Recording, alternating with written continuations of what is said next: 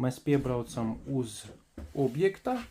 Tas ir katls Sime, re, kur viens durvis, noņemam nost un piefiksējam, tad uzliekam otro durtiņu ar caurumu. Ja? Tad viens suknis tas iet uz mazo loku, kurš kurina akumulācijas tvertni, pēc tam šitais viens Eurosters regulē vienu sukni, kas ņem no akumulācijas tvertni uz boileri.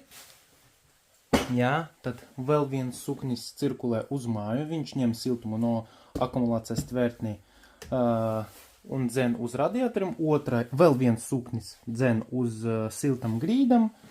Šeit re, kur mums arī ir plauktiņi, mēs viņus novietojam tādā veida, jā, gar visu katlu, tur iekšpuse, kuri ekonomē līdz 25%, jā. Un re, kur šeit ir tāme. Šeit